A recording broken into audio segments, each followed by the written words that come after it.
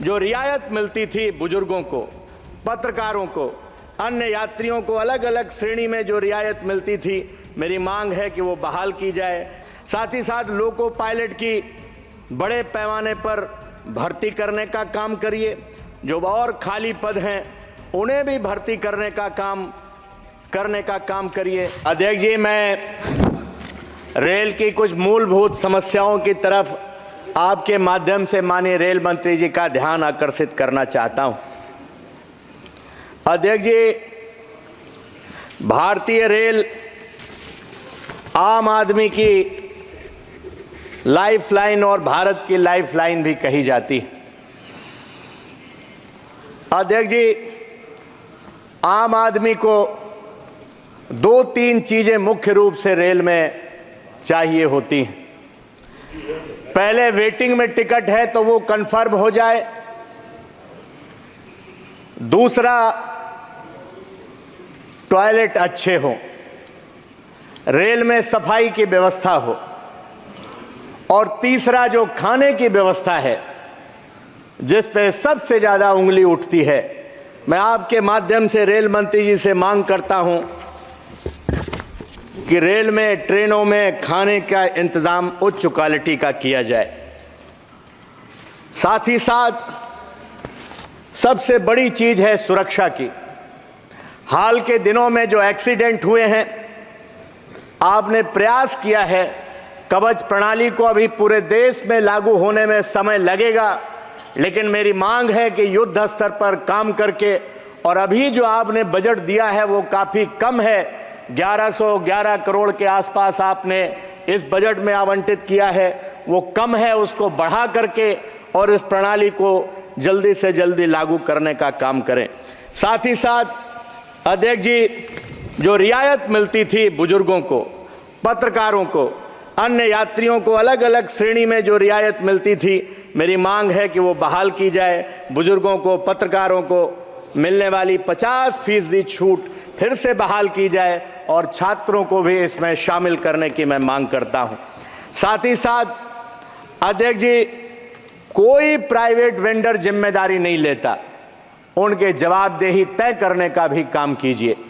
और एक और मेरी मांग है, भारतीय रेल हमारे स्वाभिमान और सम्मान से भी जुड़ी है, उस पे किसी का नाम मत लिखवाने का काम कीजिए, उसे भारतीय रेल ही रहने का काम करिएगा। ये मैं आपसे मांग करने का काम करता हूं। साथ ही साथ लोको पायलट की बड़े पैमाने पर भर्ती करने का काम करिए।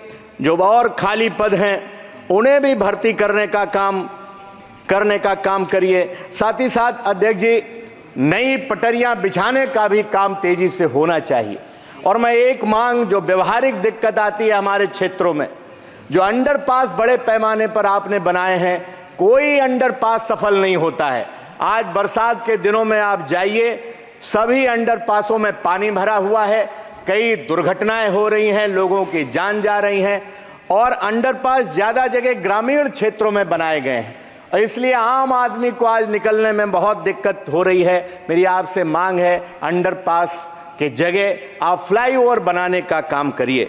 साथ ही साथ मैं अपने क्षेत्र की मांग की तरफ आता हूं। माननीय अध्यक्ष महोदय, हर गांव में, परसेंडी में एक भुरजिया गांव है, वहां के लोग पिछले 10 वर्षों से उनका रास्ता रोक दिया गया है।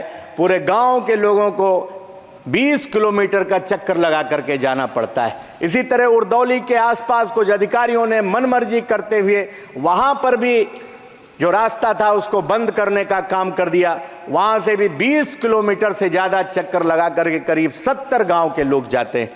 लखनऊ से लेकर के सीतापुर होते हुए लखीमपुर, मैलानी तक जो छोटी लाइन थी उसको बड़ी लाइन करने का काम पूरा किया गया।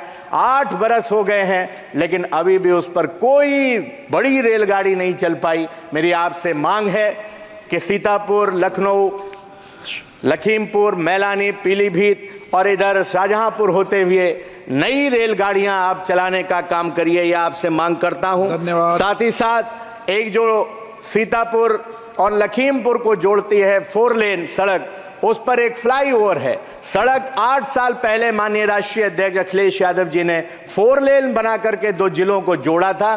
फ्लाईओवर 8 साल से अधूरा पड़ा हुआ है, जिसकी वजह से कई दुर्घटनाएं हो रही हैं। मेरी आपसे मांग है उस फ्लाईओवर को जल्दी से जल्दी जोड़ने का काम करें। इसी तरह सीतापुर शाहजहांपुर होते हुए जो हमारा 4 लेन है, उसमें नेरी के पास वो करीब 10 वर्षों से ज़्यादा वो भी फ्लाईओवर अटका पड़ा हुआ है। अध्यक्ष जी, आपके माध्यम से मांग है कि वो भी पूरा करने का काम करें। आपने समय दिया, आपका बहुत बहुत धन्यवाद।